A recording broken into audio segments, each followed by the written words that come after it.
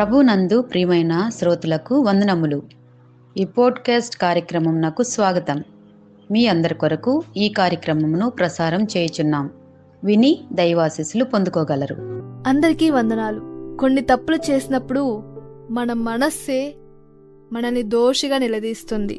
నేను చేసింది చాలా పెద్ద తప్పు, ఇంకా నాకు క్షమాపణ లేదు అని మనకు మనమే ఒక చీకటి గదిలో బందీ అయిపోతాం.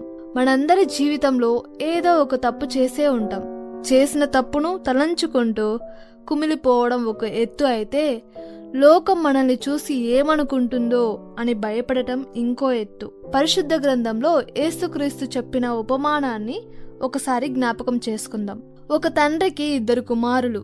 చిన్నవాడు తన ఆస్తి పంచుకొని దూరంగా వెళ్ళిపోయి చెడు తిరుగుళ్లతో ఉన్నదంతా పోగొట్టుకున్నాడు. ఎంత దారుణమైన పరిస్థితి వచ్చిందంటే చివరికి పందులు తినే పొట్టు తినాల్సి వచ్చింది. లూకా 15:17 ఇలా సెలవిస్తుంది. అయితే బుద్ధి వచ్చినప్పుడు వాడు, నా తండ్రి యొద్ద ఎంతో మంది కూలి వాళ్ళు పనిచేస్తూ వారికి అన్నము సమృద్ధిగా ఉన్నది, అక్కడైనా నాకు అన్నం దొరుకుతుంది, తిరిగి వెళ్దామా అని అనుకున్నాడు.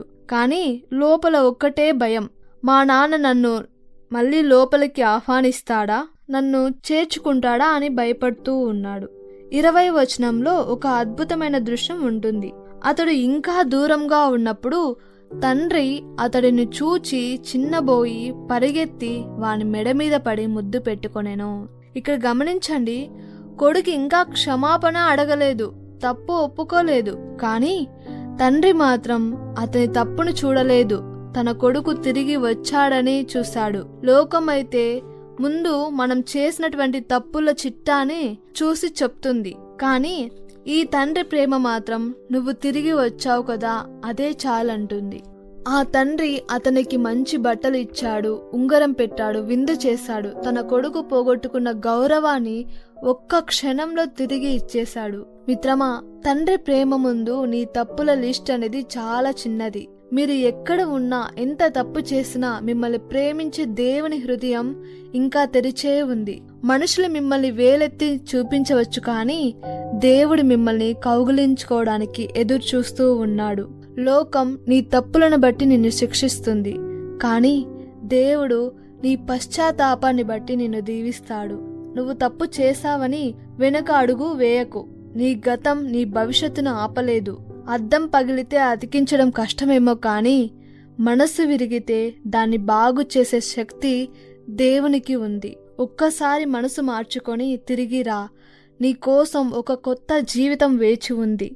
చేసిన తప్పు నీ ముగింపు కాదు, అది నీ తిరుగు ప్రయాణానికి ఆరంభం కావాలి. God bless you.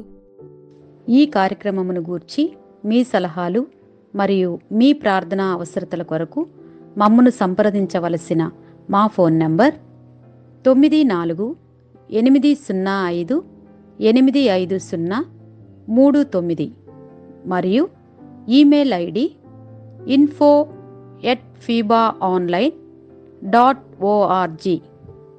మా ఫోన్ నంబర్ మరొకసారి 9480585039.